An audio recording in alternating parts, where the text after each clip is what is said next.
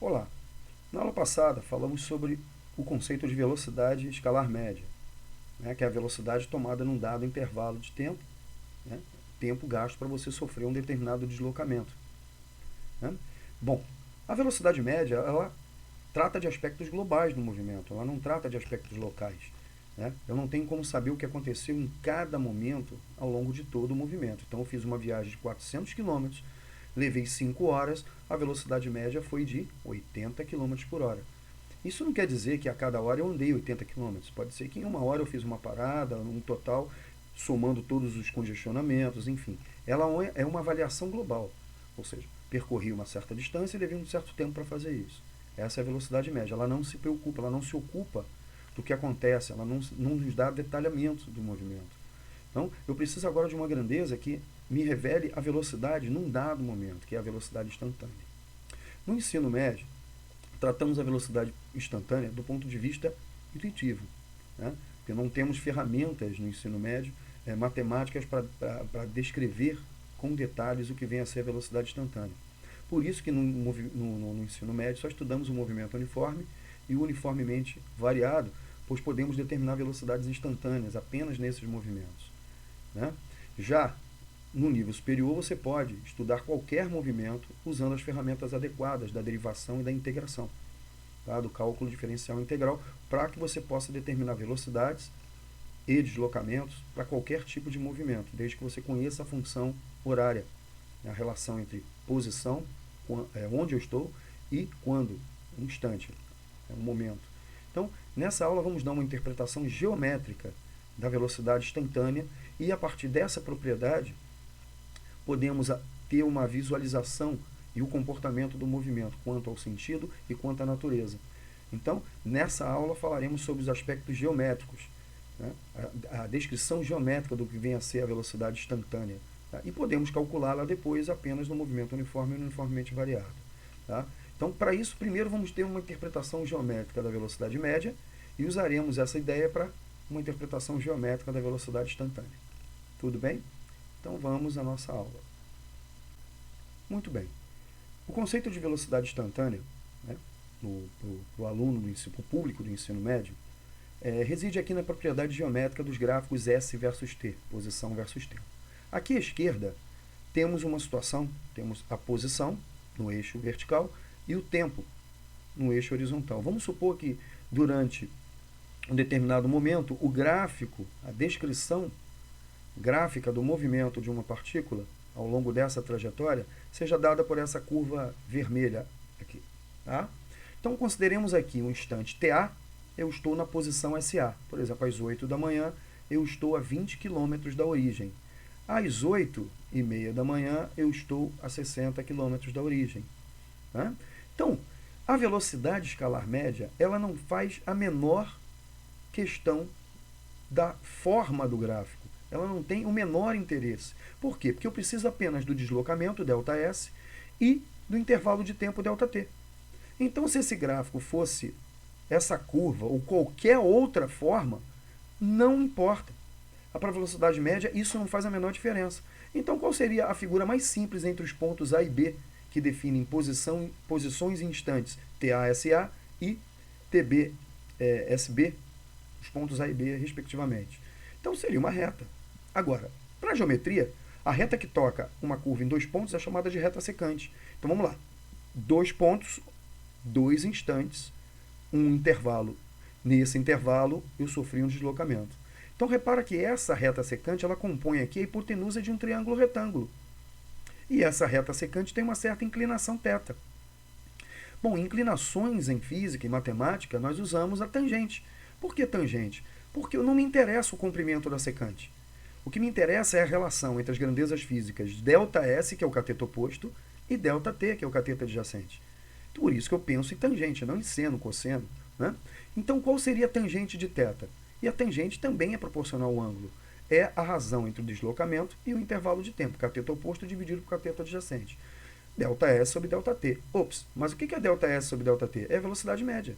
Isso quer dizer que a inclinação da nossa reta secante entre 2 pontos de um gráfico qualquer, estamos falando de gráfico ST, onde e quando a inclinação da tangente vai nos dar a velocidade média nesse intervalo definido por esses dois pontos extremos da nossa reta secante. Quanto mais inclinada a reta secante nesse intervalo, maior a velocidade média. Quanto menos inclinada a reta secante nesse intervalo, menor a velocidade média. Tudo bem? Então, a interpretação geométrica da velocidade média num gráfico ST é dada pela inclinação da reta secante entre dois pontos do gráfico, que definem dois instantes, que definem o intervalo de tempo. Muito bem. Agora, o que é a velocidade instantânea? É aquela velocidade registrada, por exemplo, quando você avança um sinal e o pardal registra a sua velocidade naquele momento. O famoso pardal, ele não faz um registro da velocidade média. Ele faz o registro da velocidade média num intervalo de tempo muito pequenininho, que a gente chama de velocidade instantânea, que tem a sua definição matemática dessa forma aqui, tá? Não se preocupem com essa definição, porque ninguém vai calcular limite no ensino médio. Bom, a velocidade instantânea, também chamada simplesmente de V, é o limite quando essa razão ΔS sobre ΔT, que é a tua velocidade média, para o ΔT tendendo a zero, ou seja, intervalos de tempo extremamente pequenos. Então, se tomarmos intervalos de tempo extremamente pequenos, por exemplo, eu quero descobrir a velocidade no instante TA. Eu vou tomar intervalos de tempo cada vez menores, tendendo a zero, eu me aproximo do instante TA. Então, para cada intervalo desse, eu traço uma reta secante. E a inclinação dela me dá a média naquele intervalo. Só que na medida que eu vou ficando cada vez mais próximo do instante TA, para achar a velocidade instantânea nesse instante, a minha reta secante, que tocava dois pontos, os pontos vão estar tão próximos aqui que ela vai tender uma reta tangente. Então, a inclinação da reta secante nos dá a velocidade média. A inclinação da reta tangente, que toca em apenas um ponto, uma posição, um instante.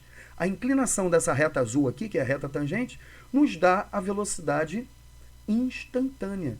Então, a reta secante entre dois pontos, um intervalo de tempo, nos dá a velocidade média. E a inclinação da reta tangente num ponto nos dá a velocidade instantânea. Então, vamos lá. Se a reta está inclinada para cima, o deslocamento é positivo. Estou a favor da trajetória.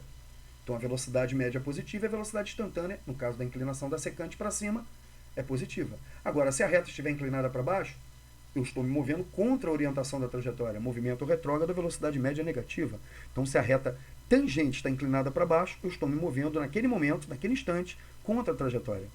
Então, a velocidade instantânea é negativa. Agora, se a velocidade instantânea, a reta tangente estiver deitada, quer dizer que naquele instante minha velocidade é nula. Vamos a alguns exemplos. Esse primeiro gráfico aqui da esquerda, o nosso gráfico é essa linha vermelha. Repara que se eu escolher 3 pontos, cada ponto representa um instante e uma posição. Se eu traçar nesse ponto uma reta tangente, a inclinação dessa reta tangente me dá a velocidade naquele momento. Bom, não estamos interessados aqui ainda em calcular a velocidade instantânea. Apenas apreciar, a partir da forma do gráfico, como que a velocidade evolui no tempo. Então, começando aqui com esse ponto corresponde a um instante t1, a inclinação da reta tangente, primeiro, ela é positiva. Então, quer dizer que nesse momento a partícula está a favor da trajetória, movimento progressivo. Então, V1 é positivo. No instante posterior, a reta tangente a esse ponto, a esse instante, correspondente a esse instante, continua positiva. V2 positivo. A partícula continua se movendo a favor da trajetória. E V3, que é a inclinação dessa outra reta tangente, também é positiva, ou seja, a nossa função é totalmente crescente. Se a função é crescente, eu estou a favor da trajetória.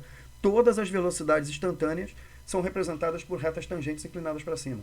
Então, V1 é positivo, V2 é positivo e V3 é positivo. Porém, olha o que está acontecendo. Na medida que o tempo passa, a inclinação dessas retas vai ficando cada vez maior. Então, a inclinação de V1 é menor que a de V2, que é menor que a de V3. Ou seja, a velocidade da partícula está aumentando na medida que o tempo passa.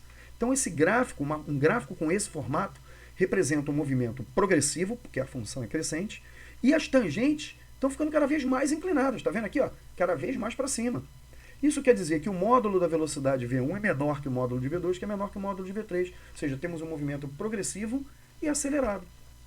Nesse outro exemplo aqui da direita, aqui também é ST, estamos falando de gráficos ST, a nossa função, que é o gráfico vermelho, é decrescente. Então, todas as velocidades instantâneas são negativas. Então a partícula se move contra a trajetória. Porém, em cada instante que eu traço uma reta tangente, em cada pontinho desse que eu traço uma reta azul, ela está ficando cada vez mais inclinada. Então quer dizer que a velocidade está aumentando na medida que o tempo passa, porém em sentido contrário. Então o módulo de V1 é menor que o módulo de V2, que é menor que o módulo de V3, que é um movimento retrógrado acelerado. Estou andando contra a trajetória, função decrescente, com retas tangentes cada vez mais inclinadas, tá? Embora com inclinações negativas, movimento retrógrado e acelerado. Próximo exemplo, função decrescente. Né? Todas as retas tangentes estão inclinadas para baixo, então todas as velocidades são negativas. Porém, as inclinações estão ficando cada vez menores. Aqui a reta está querendo deitar, e quando ela deita, a velocidade vai a zero. Então, é um movimento retrógrado retardado, posto que as velocidades estão diminuindo com o tempo. O módulo de V1 é maior que o módulo de V2, que é maior que o módulo de V3. No outro gráfico à direita, temos uma função crescente. Ou seja, todas as velocidades são positivas, todas as retas tangentes estão inclinadas para cima. Né? Então, a função é crescente, movimento progressivo. Porém, as inclinações das retas tangentes estão diminuindo. A reta azul está tendendo a deitar. Não esqueçam, sempre lemos o gráfico da esquerda para a direita, pois o tempo não volta para trás. Então, indo da esquerda para a direita, eu subo o gráfico. Subindo o gráfico, eu estou a favor da trajetória. E a curvatura do gráfico mostra que em cada ponto as retas tangentes vão ficando cada vez menos inclinadas, o que revela uma redução de velocidade. Então o módulo de V1 é maior que o módulo de V2, que é maior que o módulo de V3, ou seja, um movimento progressivo, função crescente, com velocidades instantâneas diminuindo no tempo, retardado. Tudo bem, pessoal? Então na próxima aula vamos estudar um movimento particular, que é um movimento uniforme. Como é que seria um movimento uniforme? A velocidade instantânea tem o mesmo valor da velocidade média. Ou seja, as inclinações das nossas retas tangentes seria igual à inclinação do gráfico, da reta secante. Ou seja, o gráfico seria uma reta, para cima no movimento progressivo uniforme e para baixo no movimento retrógrado e uniforme. Beleza? Observem essa simulação em que um carro vai partir do repouso e vai se mover ao longo da trajetória, a favor da trajetória, com velocidades crescentes. Observem o gráfico. Então, notemos aqui que na medida que o corpo se move a favor da trajetória, a função é crescente, a favor da trajetória, movimento progressivo. E as tangentes têm inclinações cada vez maiores, movimento acelerado. Mais uma vez, progressivo, acelerado. Ok? Muito bem. Agora temos uma situação de um movimento progressivo, quer dizer, a favor da trajetória, então a nossa função é crescente, porém retardado. O móvel já começa com uma velocidade e vai diminuindo sua velocidade ao longo do tempo. Então, nesse caso, a função é crescente porque o movimento é a favor da trajetória, progressivo. E as inclinações das tangentes vão ficando cada vez menores, zerando, ela fica deitada aqui, a tangente fica deitadinha, no momento que o carro para. Então, temos aqui um movimento progressivo e retardado. Observem mais uma vez. Progressivo, retardado. Beleza? Mais um exemplo. Agora temos uma situação em que a partícula, o carro, se move contra a trajetória, com uma velocidade inicial, e diminui sua velocidade até parar. Então teremos um movimento retrógrado, então a função é decrescente e retardado. Vamos ver?